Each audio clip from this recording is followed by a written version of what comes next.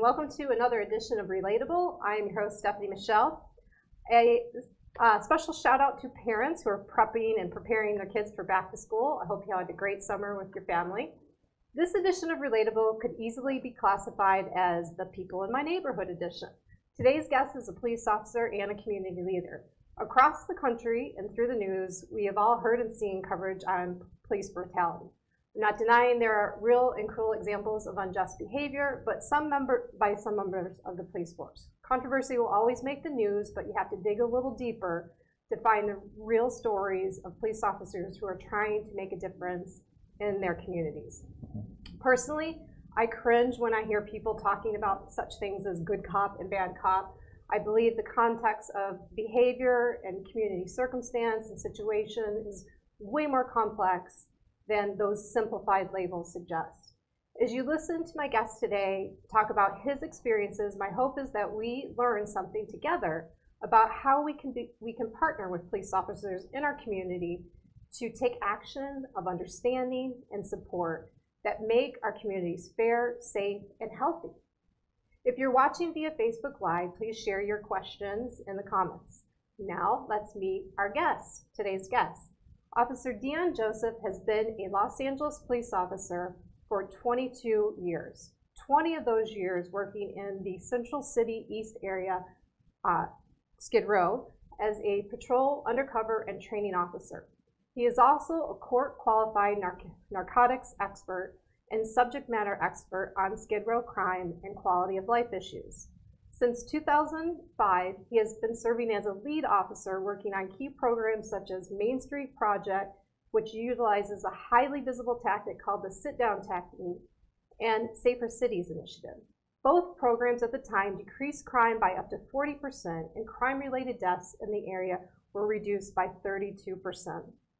Officer Joseph created a grassroots program designed to empower women and children and build trust with the Skid Row community through programs like Just Like You, mentoring program, and Ladies Night.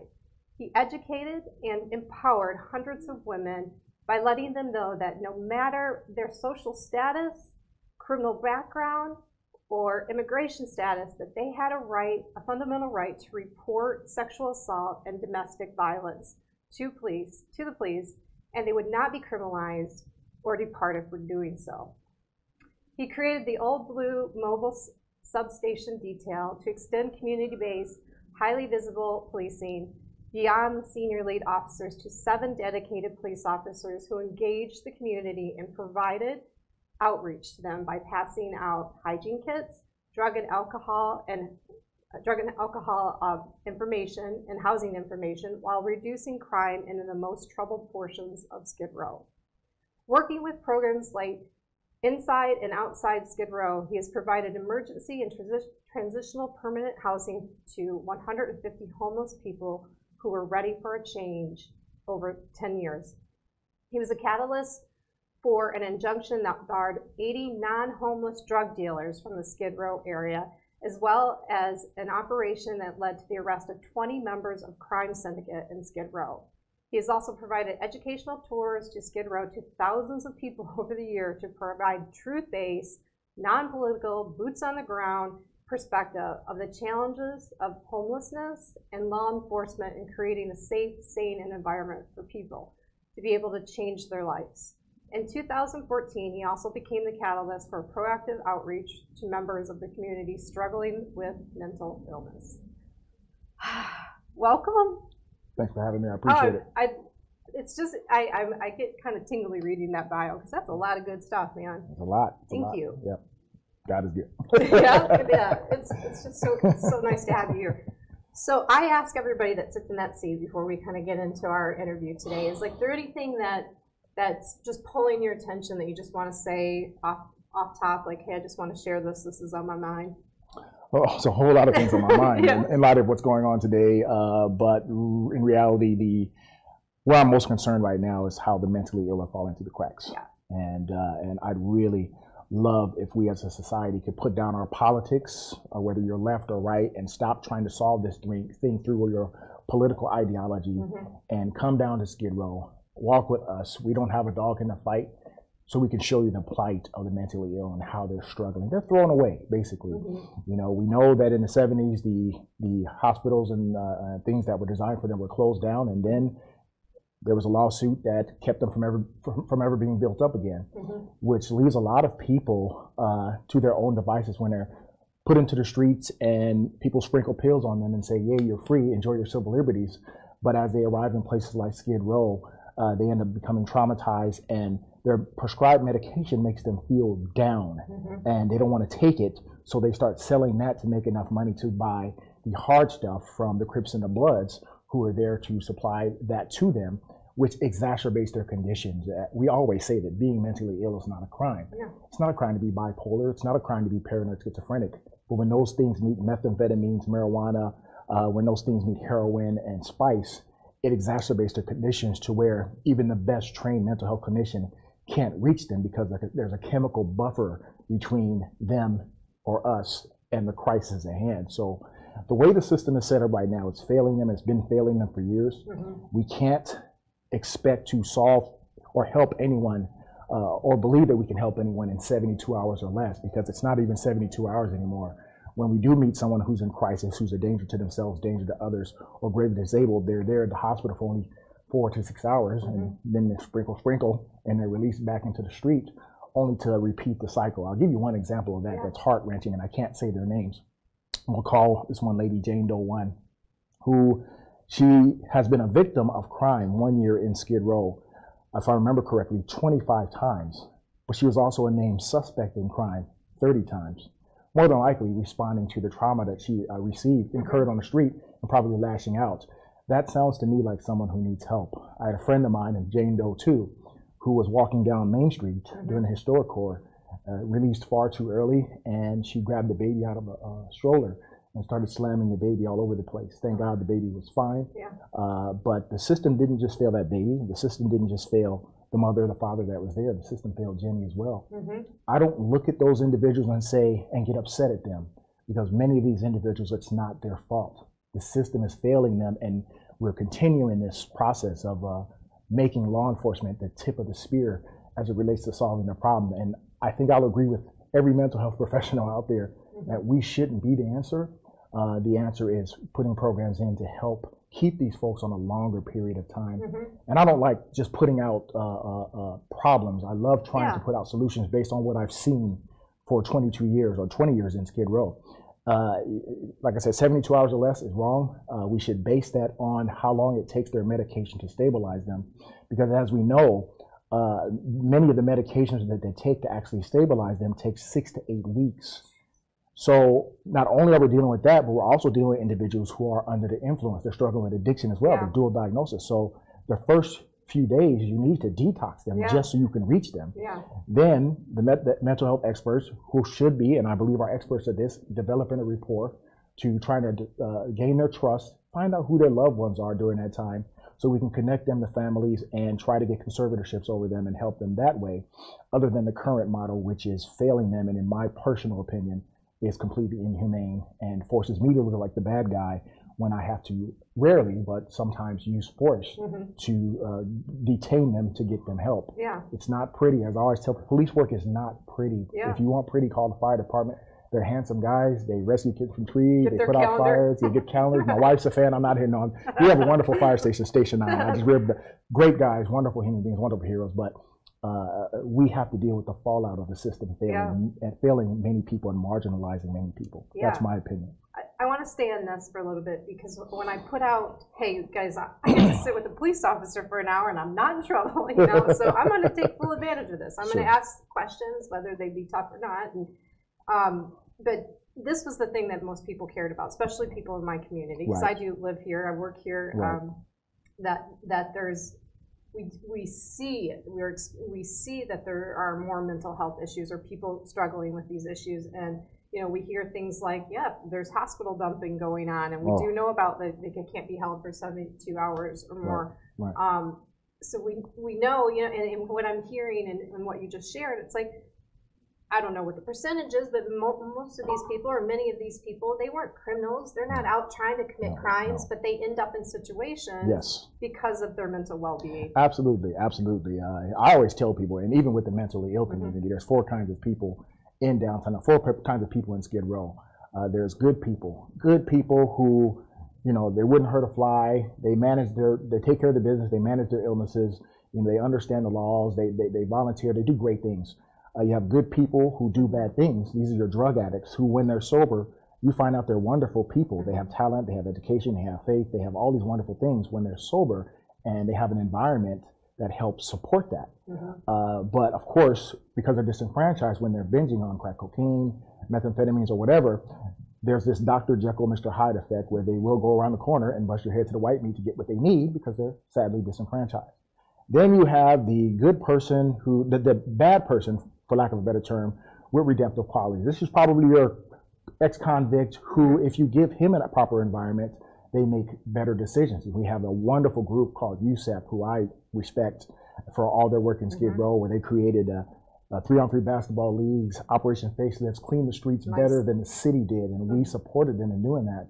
If you're doing anything positive, we'll get behind you. And we found that a lot of these people were ex-convicts, former gang members, current gang members, who came together, and because the environment was conducive to that, they made their own community better. That's what I feel like our job is. We create the environment so the community can make the change.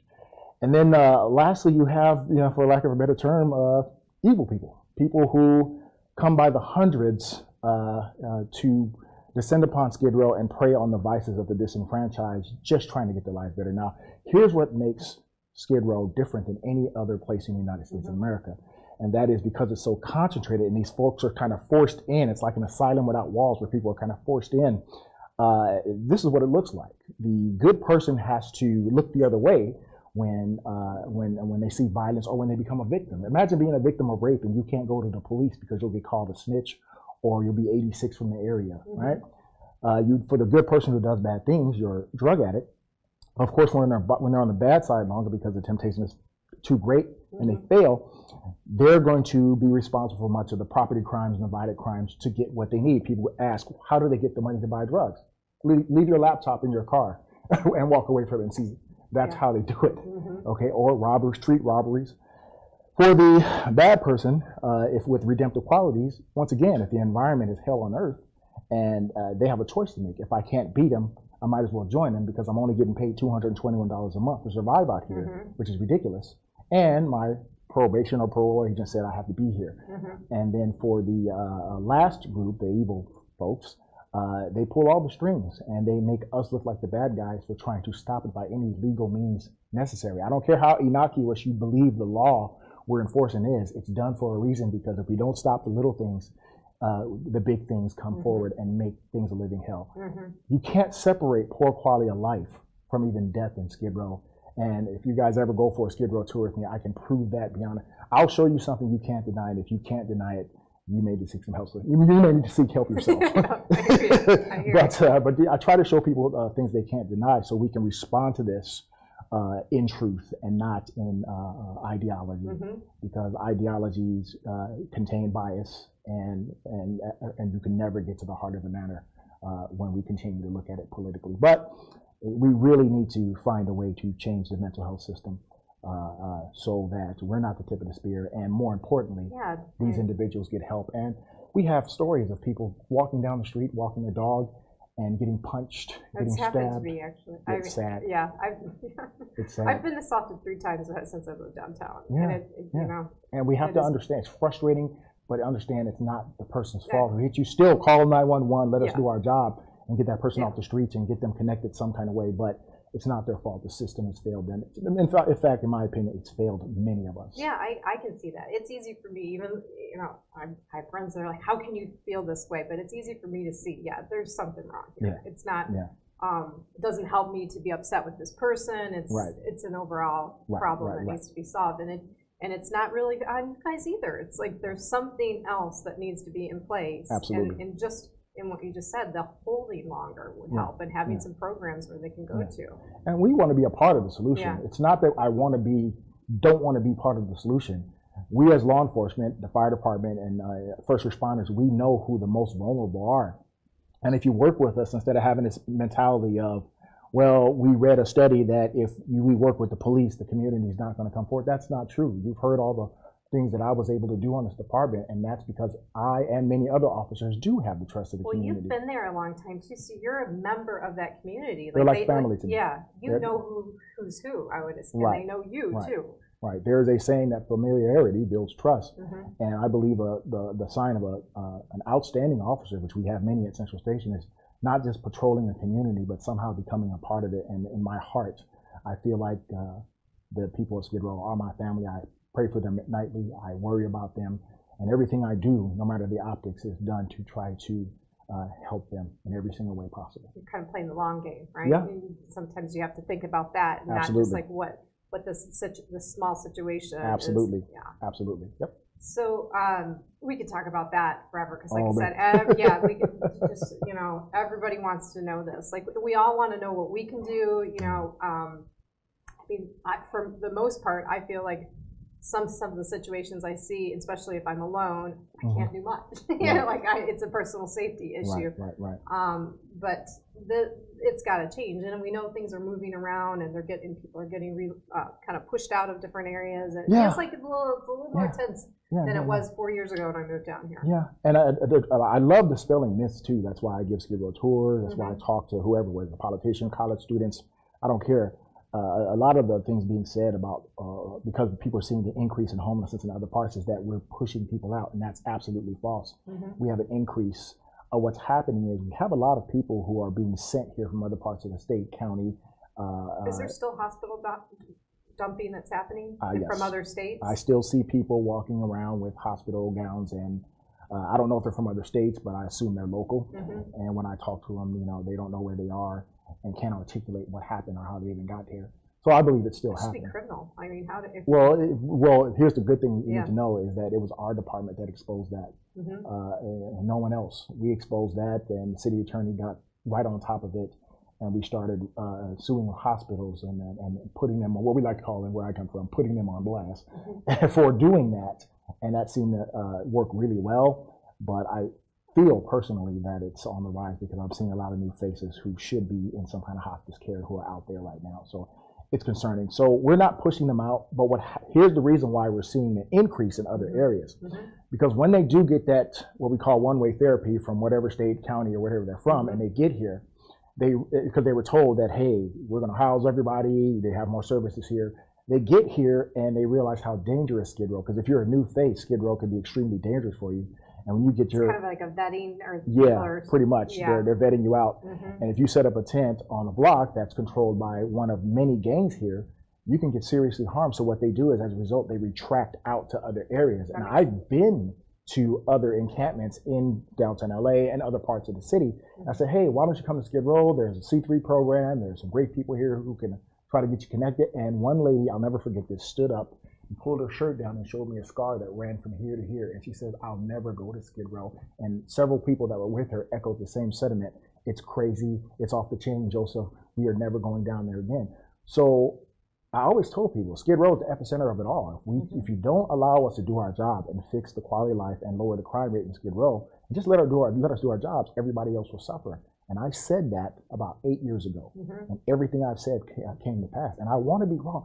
I want to be wrong on a lot of this stuff. I beg somebody to make me wrong. I hate being right, but I've been right so far, and things need to change. Well, so let's back up a little bit and talk about you. So did you always know you wanted to be a police officer? Heck no. No. I was like many young African Americans. I was indoctrinated to kind of hate law enforcement. Okay. Not just indoctrinated, I had some bad experiences too. I've been racially profiled before. Of course, not by every member of law enforcement, but when something bad happens to you, it kind of sticks in your mind and it creates this sort of negative vibe.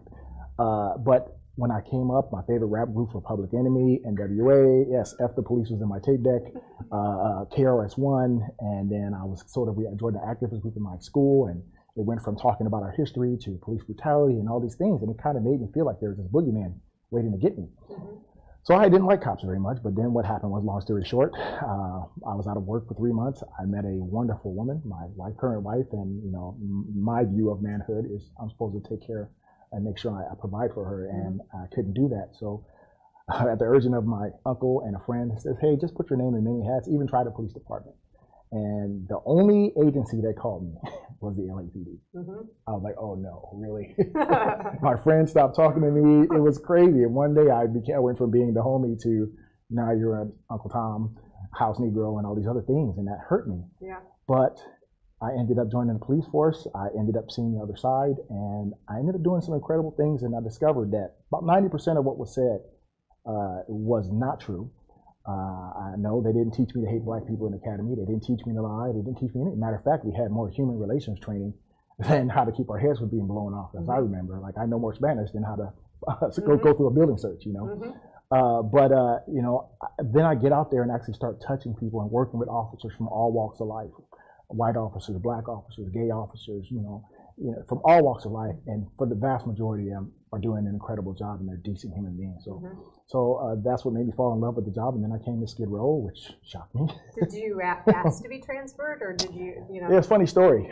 When you're on probation, you have to do 1 year at a division. When I was done at Venice Beach, and everybody knows Venice Beach, palm trees. That's where I lived before I moved down here. Really? Yeah, wow. Beautiful community.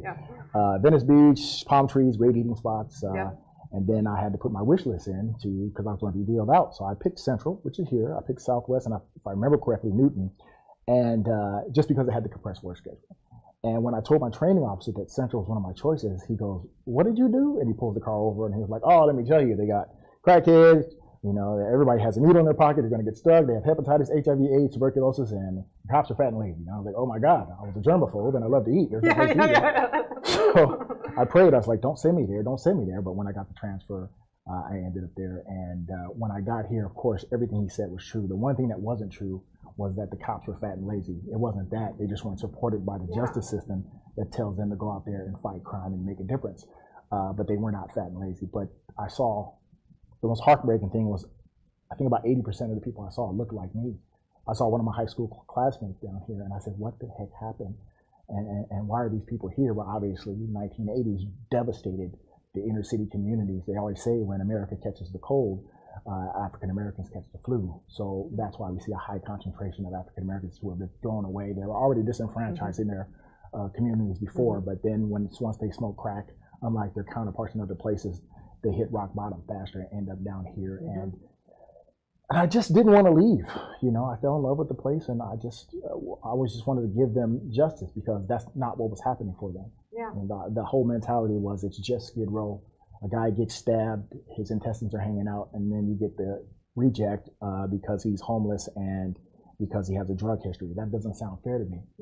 Because somebody's cracked out, methed out, sexed out, ganged out, it doesn't mean they don't deserve the same level of justice as someone in Beverly Hills or the Palisades. And I've adopted that mentality, and I love giving these folks, I'm addicted to it, you know, and I fail more than I succeed, but when you succeed, it's heaven. Knowing that you've been here for 20 years, I know you've seen a lot. I mean, even just how you're talking about this, like, you got a lot of experience behind you. Has there ever been a moment you're like, I can't do this anymore? Like, how do you get up every day and like? On 3 occasions, I wanted to quit. And I always feel like, I'm a person of faith. I'm not apostolizing, but I always felt at those moments when I wanted to quit, somebody I helped would always come forward. Like this one guy who I found him on the sidewalk smoking crack. He looked horrible. He smashed a crack pipe, so I couldn't arrest him.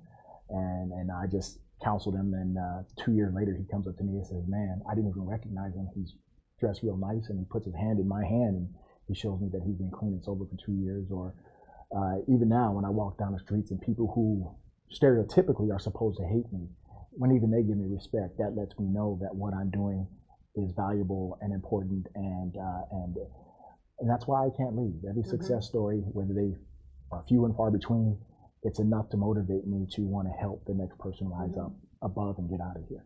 That's why it's your addiction. Yeah. So you stay in it. And the initiatives and the programs that we heard about in your bio, do you get to go to your boss and say, hey, here's something I want to do? Like, how do you get support on anything we do? And this is for all the law enforcement officers out there, get your commanding officer's approval. So yes, I told them the ideas, and thankfully, working for the LAPD, we have a lot of captains and leaders who are outside of the box thinking. Whatever it takes to build trust, Joseph, you go do it. And I've never been told no. So I was able to create Just Like You program, and all these programs happen by accident. My job as a senior lead officer is to go door to door and say hi and shake hands and get to know the community. Well, I went to the Union Rescue Mission one time, and the director says, "Hey, let me introduce you to these kids." So I saw the kids, and my heart broke. Said, "I'm going to come back, and I'm going to come and give a motivational speech to these kids, right?" And I did the typical cop thing when I got there. I saw about 20 kids in front of me. And I said, "Hey, what do you want to do when you grow up, little Billy?" "Oh, football player." "What do you want to be?" "A lawyer." And I was like, "Okay." Then I ran into one 12-year-old girl and I asked her, "Young lady, what do you want to be?" She looked outside the window and said, "I'm probably going to be like these people out here if you guys don't get me out of here." Wow. And I walked away crying. I said, "What can I do? Who can I put in front of them that's just like them?" Ding, ding, ding, ding, ding.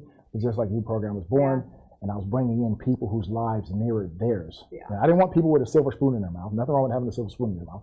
But I wanted people who came from nothing and became something to mentor these kids. And it was a wonderful thing. And then came Ladies Night, which was actual birth in October of 2008. But it was born in my heart in 1999 when I was working undercover.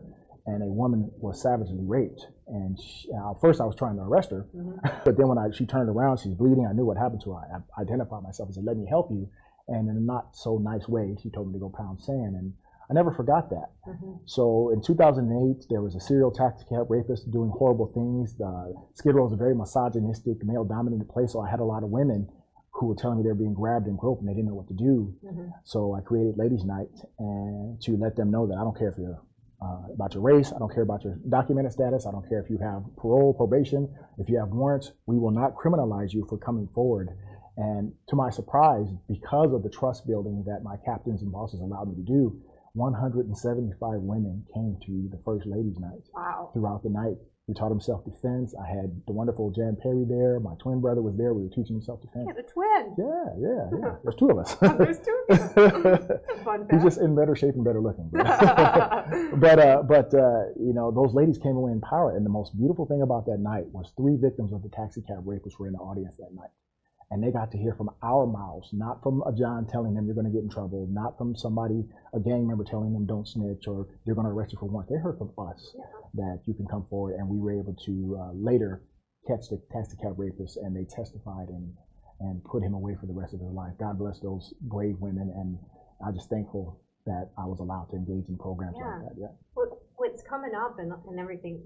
What's coming up for me and everything that you're sharing is the importance of communication and building communities for people that are positive. Having a group that you can go to that is going to mentor or doing positive things, even if it's just an activity of playing basketball, but it's like healthy. Right. And I suspect the more that they have that, then the less they want to do the bad stuff. But it's so community and communication. I mean, it's kind of why I do the show. It's so important and such. Yes, so absolutely. Underrated, and everybody needs it. Every human being needs it and deserves it. The wonderful thing, I always tell people, you have to stop politicizing police work. Because if you let us do our job, which I know is not attractive, the real community is allowed to come forward. Because you got to understand, in Skid Row, there's a lot of wolves dressed as sheep. And I believe from 2006 to 2010, with the Safer Cities Initiative, we were able to separate a lot of wolves from the sheep, and the real community came forward and started doing beautiful things. So what you said is correct. There are people in Skid Row who want clean, safe, healthy streets like anywhere else, but they're not going to get it unless the lawlessness is curbed. And right now, with a lot of injunctions, with a lot of things going on, it's hard for us to give people that like we used to. A lot of laws changing. It seems like the criminals have the upper hand. And until that changes, we'll never get it back to where it was, but we're still trying. We're still visible. We're finding ways to reduce crime on a Band-Aid level. But hopefully we can turn this thing around where people can listen to us and hear us out and say, this is why we're doing it. It has nothing to do with people's race. It has nothing to do with people's socioeconomic status. We are not trying to rouse people or engage in draconian effort to get rid of homeless people so the people in loss can be happy. That's not true. We have to create an environment conducive to change for that community so that the influence of the service providers can be stronger than that of the criminal element. That's how we change things. And different organization cross support. I mean, our police officers, is your organization allowed to partner with city organizations, nonprofits? Like how much?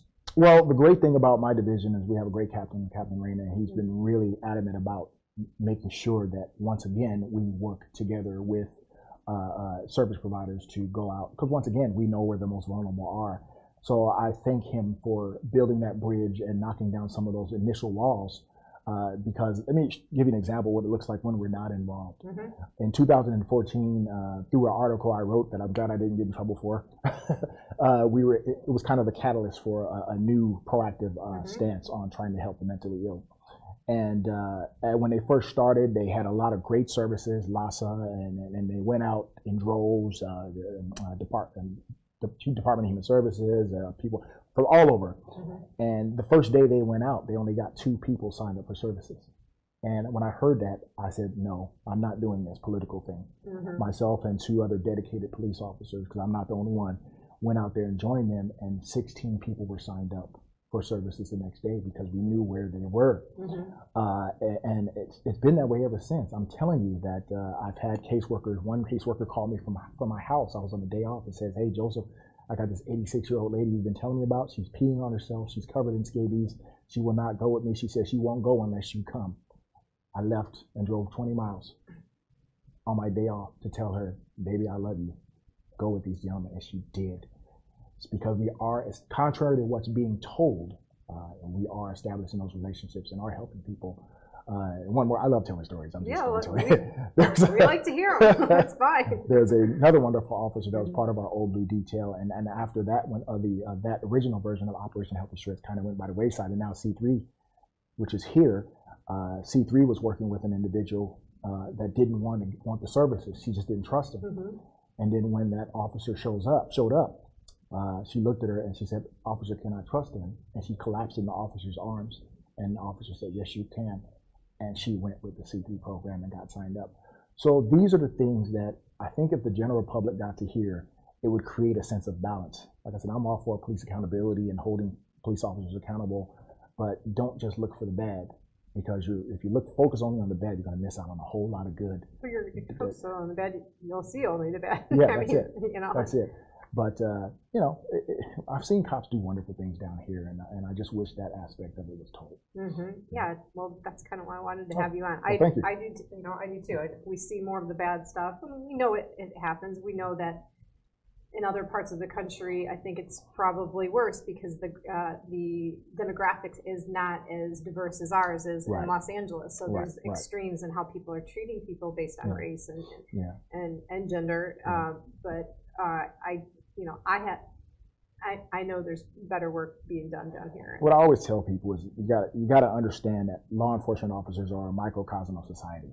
You know, in the United States of America, I think you and I can agree that the vast majority of Americans, whether they're gay, straight, bi, transgender, black, white, Hispanic, Christian, atheist, Jewish, are good, decent people. Don't listen to Facebook. Facebook is not the real world, folks. And I love Facebook. Facebook people are calling their own relatives out. It's like, but in the real world, the vast majority of people from all those walks are in this melting pot, are wonderful human beings. But there's always that negative exception of our country, that small negative exception.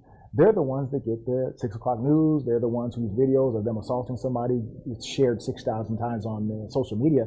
So it causes the individuals that engage in that to cause the other groups to look bad. And if you focus on that, where do law enforcement agencies pull police officers from? The human race, the American population. So I can assure you, working law enforcement for 22 years, that the vast majority of officers probably working across this country are good people, but I won't deny that the negative exception has gotten on, and they're probably sprinkled out throughout the nation. And when they engage in their poor behavior, sometimes downright disgusting behavior, it kind of hurts the honorable rule as well, because it ends up tying my hands where I can't really help the public based on optics. And it's unfortunate. So I grew up outside of Flint, Michigan. I'm sure I haven't shared this with you. And have you seen the series that Netflix did on their small group of police officers? Because the community, when I lived there and before GM and a lot of the car industry left, was, the median income was 100,000. It's now 20, 21. They have a very understaffed, I think 89 police officers. Wow. But it's a great documentary. I want to check it out. Yeah, what's the name of it? you know what? I'll have to look it up afterwards because it escaped me. All I know is Flint Town. Oh, it's called Flint Town. It's called Flint Town. I will check that out. But what's interesting in there is when something happens in the news that's unfavorable, they would show them getting together in the morning, kind of watching it, because they know, like, as they go out on the street that night or that day, that, you know, if it's in the consciousness of the citizens, they're going to have more conflict, or, you know, hey, we're going to need to talk about this. Right. Does that happen in that you watch things or you have to talk about them? You know, the funny thing is, our department, like no other, is doing such an outstanding job of trying to, when controversy strikes, be transparent, go out and engage. And we had a shooting several years ago in Skid Row, and that could have easily been a Ferguson type situation. But working with community members, and instead of saying, let's just hunker down until things cool off, because they usually don't cool off, especially in this environment, we said, no, we're going to go out there, we're going to walk, we're going to talk to the people, we're going to create the trust talks, working with a wonderful pastor named Pastor Delante, who, along with the clergy council, we created the trust talks, and we brought the homeless, we brought the loft community, we brought the service providers all together to sit and have one-on-one human-based conversations with each other, instead of this group shouting match and branding and labeling, and, you know, we did it a whole different way. And many people discovered that when we started talking about it, that it affected us too. Yeah. They discovered that not one police officer wakes up in the morning saying, I want to go kill somebody who's unarmed. Not one police officer wakes up in the morning and says, I want to hurt somebody who's homeless, who's already going through hell. That's not what happens. Our job is as unpredictable as humanity is. I mean, literally, I'll have days where one day I'm giving a kid a baseball card, and then I'll see a man beat his woman. And then I got to go grab him, and now he's fighting me, and then I take him to jail, and then I think I'm good. I want to go get something to eat. I'm walking down the street. I'm walking an old lady across the street, and next thing you know, I see a guy standing on top of a building saying he wants to kill himself. Then I got to go up there and get him, and now he's fighting me. It's very unpredictable, and no 2 days are the same. And people need to understand it's a difficult job, and of course, you deserve us to be at our best. But the reality is, officers are human beings, and I know we work really hard to try to deal with our humanity. But every now and then, we have human moments. And I think a lot of our detractors can't wait. They know this, and they can't wait for us to have one officer to have a human moment where they can take that image and paint that as the whole of law enforcement. And that's unfortunate, because it's actually creating divisions in communities where cops in the community need each other like never before. When I hear about Chicago and I hear so many people dying, I was in tears, you know, just reading about how many people were being shot up over there. I think it was a 7-year-old who got killed.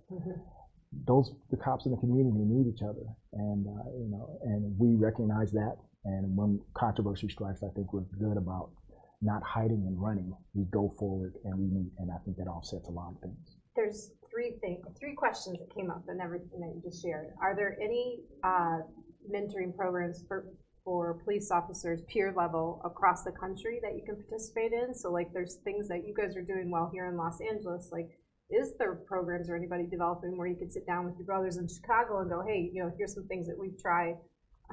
Hey, that I don't know. But I would love to. I got an off-duty thing that I can't talk about right now. But I would love to meet all the brothers and sisters across the country and just discuss with them how, if they're ever in town, they'll come see me, to show how the non-conventional ways that we're trying to reach out to our communities. And it's not to say that they're not doing a good job, but we can all learn from each other. Definitely. Police work is a never-ending learning experience. I can learn something from them. They can learn something from us, because what we've done actually has been working. It doesn't seem like it because it's not shown, but it's actually working.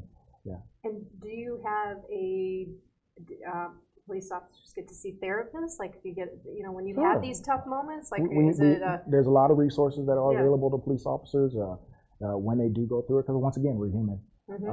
You know, they're out there. So I don't think we're left alone. You know, just hopefully as brother or sister officer, we recognize it, and we don't have that moment where we're afraid to say, hey, can I talk to you? Are you okay? You know, because, you know, we've had suicides on this job, and, you know, we don't want that to happen to anybody. It's real. We need support. Even when we're in trouble, we need support. Absolutely. And then the third thing that question I had when you were sharing is, so you know you're going to wake up and have a day, and it's going to be unlike the day that you had before, and you're going to be in a dangerous situation that you may have never been before. How do you deal with, I guess, being alert for danger would be the first question. Like, what's that training look like? I mean, how do you prepare yourself to go, today could be a really dangerous day for me? The most dangerous thing a police officer can do, even though I have a lot of respect and love from the community, is put their guard down. And for me to be successful, I've had to figuratively remove my badge and gun and be human to deal with a crisis or fix a situation or help somebody. But I also know where I'm at. You never forget that. Like I say, our job is as dangerous as humanity is, and the day you forget that someone can hurt you, that's the day you're going to get hurt. So you know, there's somebody always says, well, if you're a police officer, you shouldn't be afraid. That is a lie. That's the biggest lie ever told. I've had fears out there. I was a young officer responding to North Hollywood, and I'm standing at a telephone pole when they're saying there's 3 outstanding suspects, and my heart is racing, and I'm right there at the place. Turns out they were actual SWAT officers, but of course we have fears. There's times I've been afraid out here. But here's the definition of bravery to me. Bravery is pushing past your fears to complete a task, and that's what police officers do every day. If you think we're not afraid, you're lying to yourself. You're lying to yourself. We have fears. It doesn't mean we're cowards. Having fears doesn't make you a coward. No, You know, but it's how you deal with it. It's how we deal with it. Some cases, someone could be fearful and make a quick judgment that wasn't best for their safety or somebody else. And that has nothing to do with implicit bias.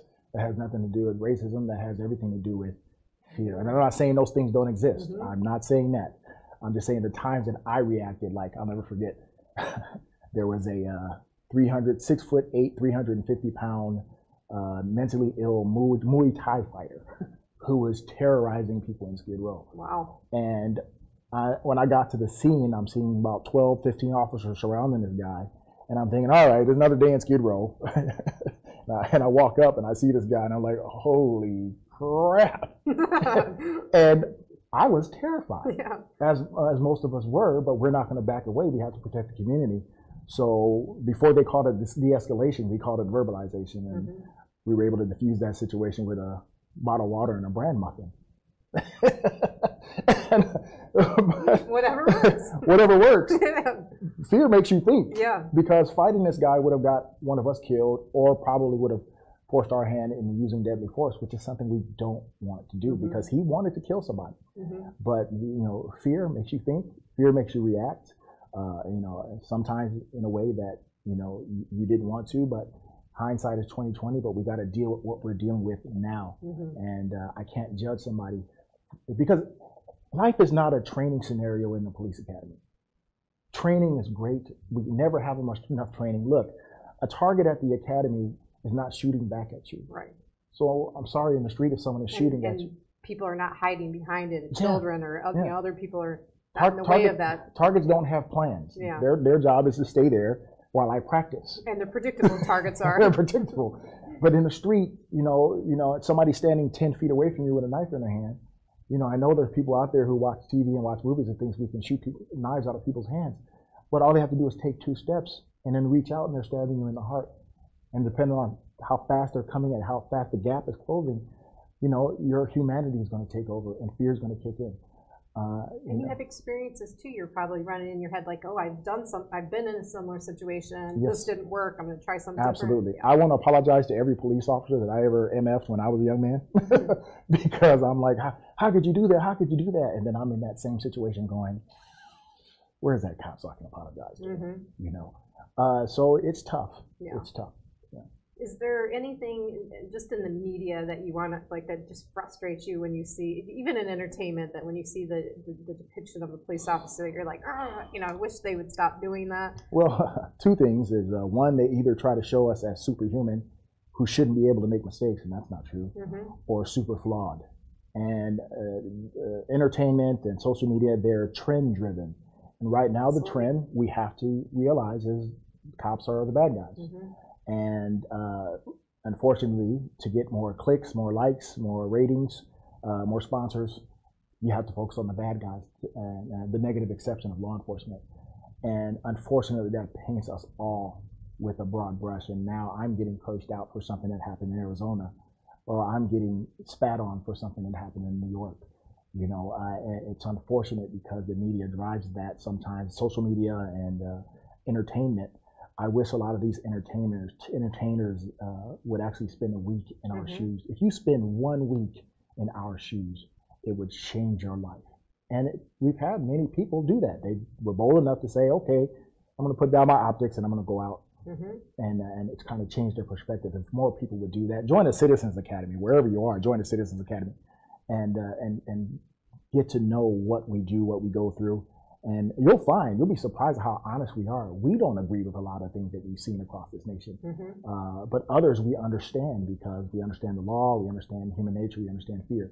But talk to us. Don't talk at us. Talk to us, and you might be surprised at what you find out. The woman I call my California mom, shout out to Tish. We know her. Yeah, she joined the Santa Monica Citizens Academy and said that it was like one of the best experiences she ever had. You know, she made lifelong friends. Like she learned a lot. So when we share the archives of the show, I'll share some information about that because every city should have one. We have one close enough by that. And I love what we do here. Is we want our Citizens Academy to be diverse. You don't have to like the police. Just come with an open mind. You don't have to love us. We don't want just people who support us to come. We want people who may be very skeptical of us, as long as you come with an open mind. Because we heard you. We've been hearing you for the last few years. Heard you loud and clear. We just want somebody to hear us. And if you understand the laws, if you understand policy, if you understand human nature from our perspective, it'll put things into perspective for you where you won't think that we're all a bunch of racists who are programmed to engage in institutional racism. That's not it at all. I'm a father with 3 beautiful black sons. I have the same concerns as any other black father out there, but I don't arm my kids with fear. You know, I arm my kids with knowledge. And that, in my opinion, will protect them better than anything. Well said. You know, this thought has been in my head since something that you said earlier on in the interview, and I feel it's important to say is when you talked about the different types of people, you talked about evil people. Okay, I fortunately at 45 years old haven't experienced evil people, and so I want to maybe just put this out to everybody. If you have like ill feelings towards police officers, like you guys are the ones that are the front line for us, not us, civilian people not experiencing evil people. Exactly. I mean, if we could say one thing, you know, like I can't even imagine what type of the different situations and the behavior that falls into that. I've seen human beings do things to other human beings that I want to wash out my mind, but I can't. In fact, I use it as motivation. Every day, as a senior lead officer, I read every police report that happens in my area. And mine is pretty unique because that's where most of the violence is. And when I see a report of a woman who walked into a tent to buy drugs, and next thing you know, she's knocked out, and she wakes up with 2 men on top of her that she doesn't even know, that burns me up. That's crazy to me.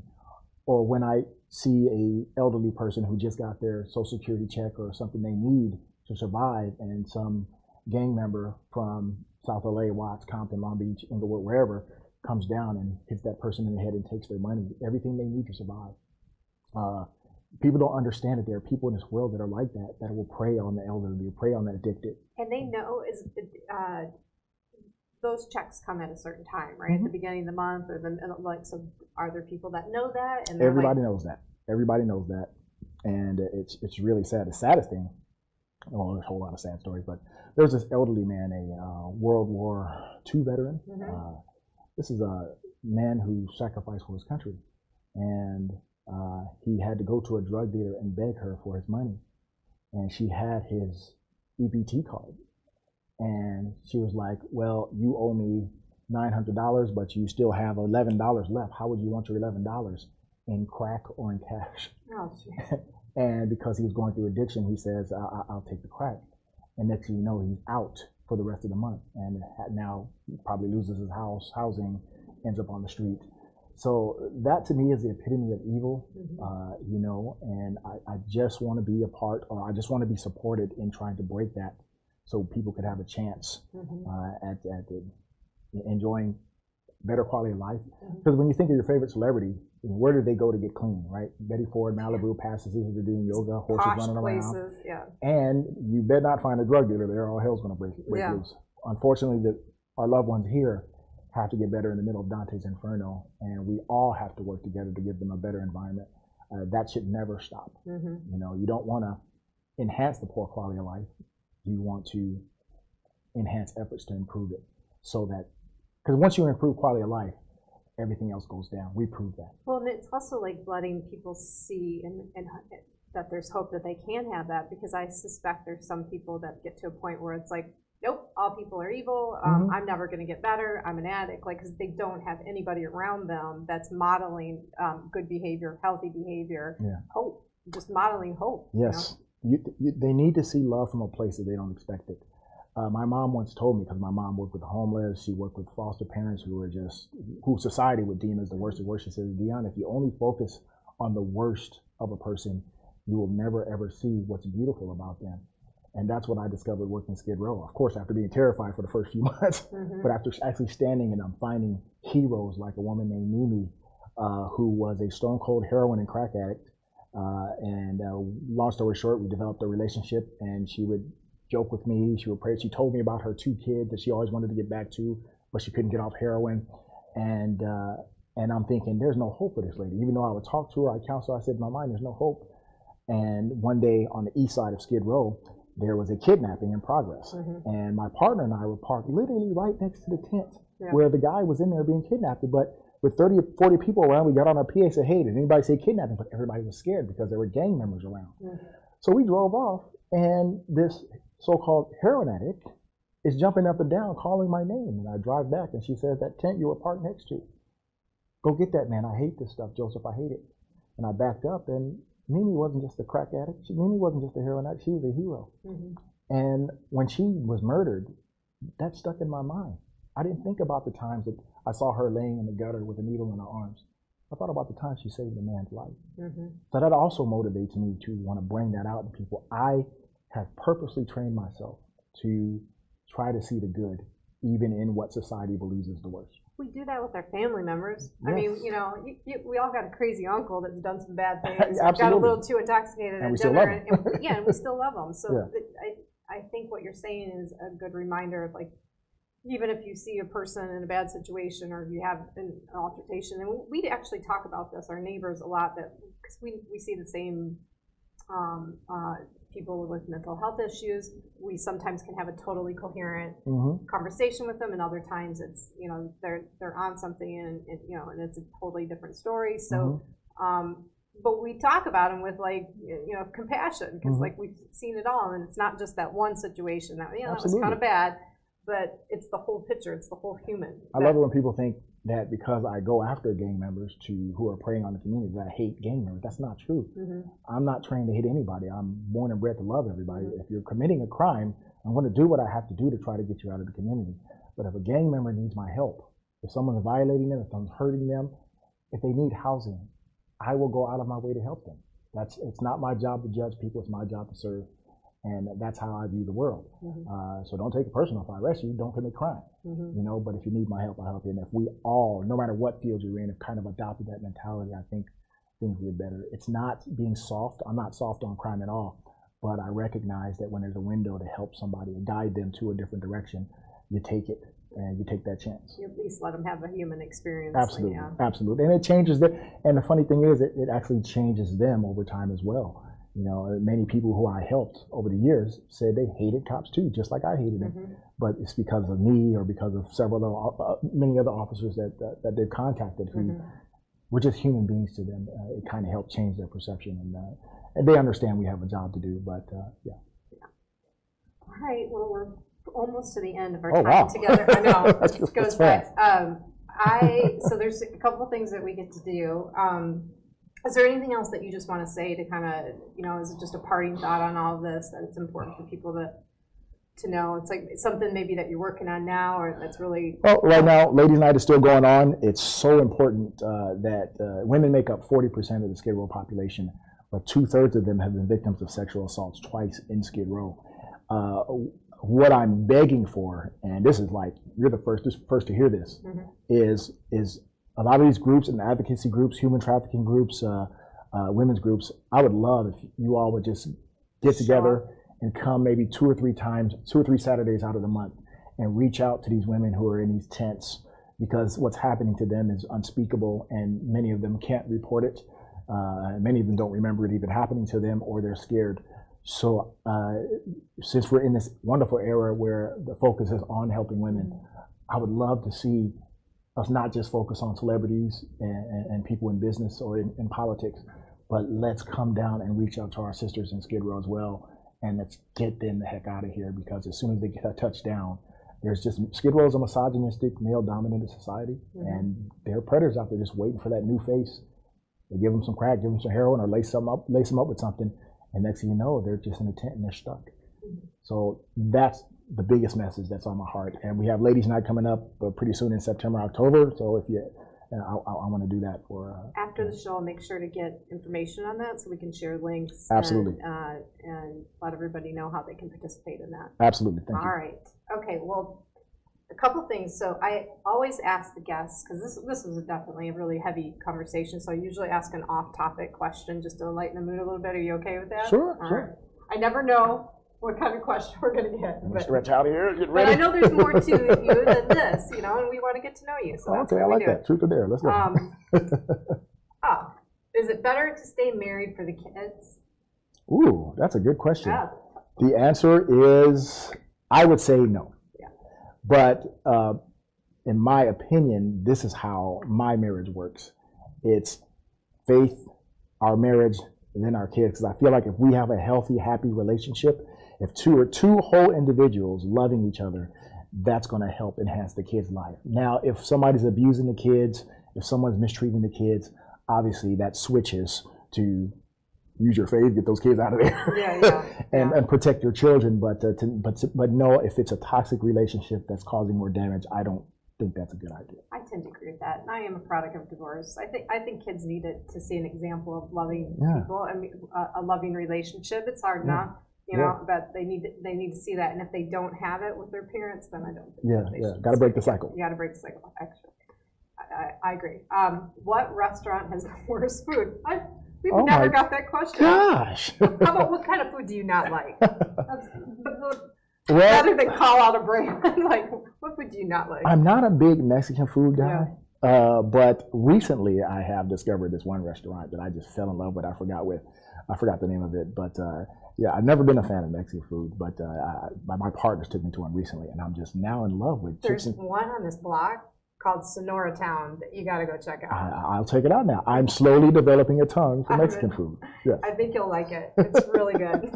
We'll give you a little bit of list of things to check out. Okay, cool. All right. So there's 2 more things that we get to do together. So I usually ask the guests if, you know, or give you an opportunity to give what I call a heart swell, which is just a shout out to somebody. It could be a group of people, it could be a couple of people that you're just like, hey man or woman, I want to observe, or I want to tell you how much you mean to me, and I want to, you know, just say, hey, you're really making a difference in the world, or whatever. Just a little heart energy. The reason I ask people to do this is I want to encourage people to do it with other people. So I'm showing that, hey, it's not that hard. All right. Well, all right. You got this is easy. This is easy. All right. So you can look right at that camera and talk to that person. In light of what's happening today, I want to thank every officer working Central Division, every single one of you. You all matter. You guys are doing yeoman's work. I'm a quiet guy. When I come to the station, I'm ultra focused and I don't say much. You know, my whole focus is come in, try to solve this problem. But I want to tell everyone from day watch, mid watch, A side detail, West side reset, to the detectives. I appreciate what you all do every day, and I love you all. And I just wish the world could see how beautiful each and every one of you all are. You're my heroes for doing this job, because working Central Division, it's tough. It's heartbreaking, but you guys come to work every day, you do it. And I also want to give a shout out to all the advocates in Skid Row who are doing their parts, whether we agree ideologically or not. You know, you care just as much. I just pray that we can one day put down our differences and just come together to solve these problems. Awesome. And the last thing we get to do is I always issue a social challenge of the week, and I think you've already put out a good one. I think checking into Citizens Academy, or maybe taking a tour of a place. I mean, you might not have a Skid Row in your area if you're watching somewhere else, but finding a way to take a tour with the police officers. Oh, so absolutely. I think that's a pretty common thing. That absolutely. I love giving tours. I've given tours to probably about maybe 3,000 to 4,000 people over 12 years. And it's amazing to watch the light bulbs come on when you fill in the blanks that they don't get. If you have a group of people who ever want to come on a Saturday and go for a walk with me through Skid Row and hear the truth from a boots on the ground perspective, non-political, I'm not going against your ideology. It's just, this is what I see every day. You're more than welcome to call me at 213-793-0740. And if you want to join one of our Citizens Academy, I think we have one coming up that's already full. But in the future, look for Officer Liz Ortega. Her number is 213-486-1163. And we want it to be diverse. I don't care if you're from the African American community, Hispanic community, if you're skeptical but open, we want you there. And we're not going to hide. It's not rah-rah LAPD. It's learn about what we do, learn about who we are, and talk to us about your issues as well. Join the Citizens Academy, and so we can stop this chasm between our communities. We want you. Yep. So we'll share those numbers in the archives of the show too, just in case you didn't have your pen handy. And your Twitter handle, or not Twitter handle, but Instagram handle is on the screen too, so people can reach out to you. Cool. I have your website. We're gonna get a lot of great resources out of the show, guys. So you heard what he said, but you can experience it yourself, and that's really what you're inviting people to do. And I'll give you my Twitter handle too, because I have a department Twitter page. Okay. Yeah. All right, we'll get that too. All right. Well, that for sure brings us to the end of the show. I really appreciated having you here. This was awesome. I love your stories. I love your willingness to just be real about stuff and give a different perspective. Appreciate that. I love that you intimidated my neighbors in the hallway. They're like, who is this? What's going on? I'm cool, guys. I'm cool, really, I am. Yeah, you are. I really appreciate it. Thank you so much for being here. Thank you for having me. I appreciate it. And thanks for the tea. Oh, yeah, no problem. So next week, we're going to be sitting with Soraya, who has wrote a book called God and the Evolution of the Orgasm. So that should be an interesting show. Hopefully you learned a lot. If you have questions, I'll be sure to share them with Officer Joseph after the show. And thanks for watching. I'm really inspired by what you shared today. I always say, I wish everybody could feel having a conversation where you're like, yeah, this is an important one. We can make it happen. Come on, people. Have a conversation with me. If you see me in the street, have a conversation. Just don't yell at me. Well, on that note, what's the right way to come up and address a police officer? Any way you want. You have a constitutional right to say what you want. But some officers officer, if you want to be safe about it, just say officer whoever. Officer, look at the badge. Officer Joseph. You have two first names, so people probably think you're... For me, I don't care. I'm not into titles. If you just want to say, hey, Deon, that's fine with me. I don't believe that my title makes me better or worse than anybody else. I'm just have a great responsibility. So you call me what you want to call me. Just try not to call me bad words, but it's your right. but yeah, you can call me what you want to call me. Be respectful. Yeah. We'll leave it at that. All right. Well, that brings us to the end. I'm just going to encourage everybody, as always, just to relate with more curiosity. And see you next week. Take care.